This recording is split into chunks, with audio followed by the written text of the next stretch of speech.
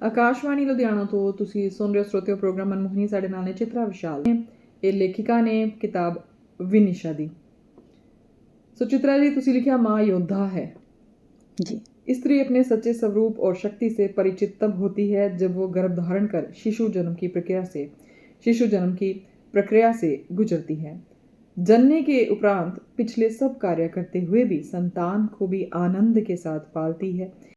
ऐसे में सबसे कठिन प्रक्रिया से गुजरते हुए वह अपने सबसे मजबूत व्यक्तित्व से भेंट कर पाती है। सो माँ योद्धा है, ਇਹਦੇ ਨਾਲ ਹੀ ਤੁਸੀਂ ਫਿਰ ਇੱਕ ਲਿਖਿਆ ਹੋਇਆ ਸ਼ਕਤੀਹੀਨ ਇਸਤਰੀ।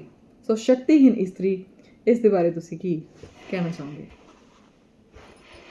जी बिल्कुल, मैं इसको भी एक बार इसकी जो लाइनें हैं वो मैं पढ़कर सुनाना चाहूँगी, उसके बाद इसके बारे में बात करूँगी। स्त्री ही स्त्री की सबसे सच्ची सखी होती है। यह बात जान गया वह चोर जिसने यह कहकर अफवाह फैला दी कि स्त्री ही स्त्री की शत्रु है। और भोली स्त्रियों ने जैसे ही इसे स्वीकारा, चोर ने स्त्रियों की शक्ति चुरा ली। तब से वे अकेली तितर बितर होकर शक्तिहीन हो गईं, जिससे वे अत्यधिक शोषित की गईं। जी। तो इसमें मैं ये कहना चाहूँगी कि आप कभी देखें कि एक स्त्री की जो भावना है बिल्कुल उसके जैसी ही कोई अन्य स्त्री ही समझ पाती है। बिल्कुल। तो ये सच्ची बात है कि स्त्री की सबसे सच्ची सखी स्त्री ही हो सकती है।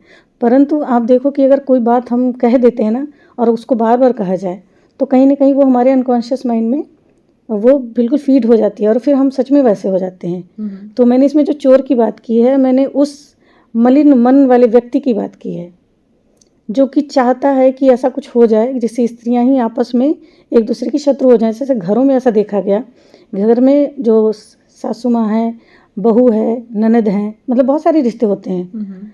उन सारे रिश्तों में अगर एकता हो जाए, आप सोचो कि सभी स्त्रियां अगर एक दूसरे के साथ सच्ची सखी की तरह रहें तो कभी किसी प्रकार से उनका शोषण नहीं हो सकता है और उस घर में बहुत उन्नति होगी। हर कोई बहुत पीसफुल, बहुत हैप्पी मोमेंट के साथ रहेगा।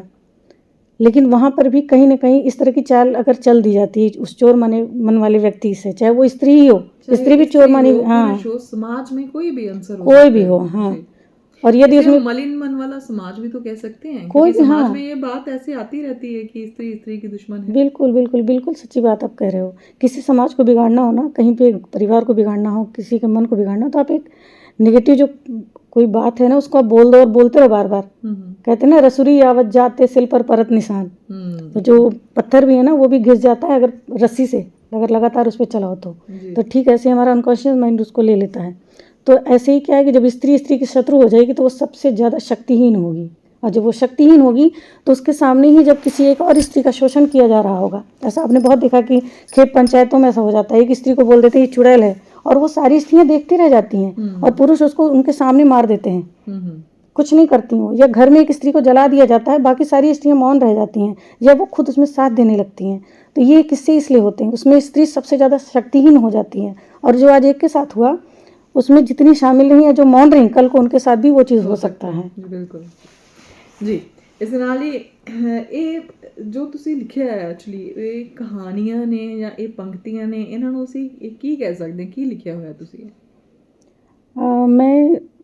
मैं जब लिखती हूँ तो मुझे खुद नहीं पता होता कि मैं क्या लिख रही हूँ, क्योंकि जो मेरे भीतर आता है बिल्कुल, मतलब मैं ऐसे मेरा पर्टिकुलर मैं बैठ के नहीं लिखती कि मैं 1 घंटे 2 घंटे लिखूंगी। ਤੁਸੀਂ ਆਪਣੇ ਵਿਚਾਰ ਪ੍ਰਸਤੁਤ ਕੀਤੇ ਨੇ, ਬਿਲਕੁਲ ਬਿਲकुल ਇਸ ਚੀਜ਼ ਬਾਰੇ ਮੇਰਾ ਆ ਵਿਚਾਰ ਹੈ, ਇਹਨੂੰ ਅਸੀਂ ਕਹਾਣੀ ਨਹੀਂ ਕਹਾਂਗੇ, ਹੈ ਨਾ, ਇਹਨੂੰ ਅਸੀਂ ਕੁਝ ਹੋਰ ਨਹੀਂ ਕਹਿ ਸਕਦੇ। ਅਸੀਂ ਕਹਿ ਸਕਦੇ ਕਿ ਕਿਸੇ ਇੱਕ ਪਾਰਟਿਕੂਲਰ ਵਿਸ਼ੇ ਬਾਰੇ ਜਿਹੜੇ ਤੁਸੀਂ ਵਿਚਾਰ ਦਿੱਤੇ ਨੇ, ਤੁਸੀਂ ਜਿਹੜੀਆਂ ਆਪਣੀਆਂ ਭਾਵਨਾਵਾਂ ਨੇ ਉਹ ਲਿਖ के रख ਦਿੱਤੀਆਂ ਨੇ ਆਪਣੇ ਪਾਠਕਾਂ ਵਾਸਤੇ। बिल्कुल किसी चीज़ के लिए जी जी महसूस करते हैं जी, जैसे मैं समाज में महसूस कर रही हूँ, चलते फिरते कुछ या कुछ स्त्रियाँ मिल भी जाती हैं समाज में, जो चीज़ें चल रही वहाँ से मैं उठाती हूँ। जी, ये बहुत ਵਧੀਆ ਗੱਲ ਹੈ।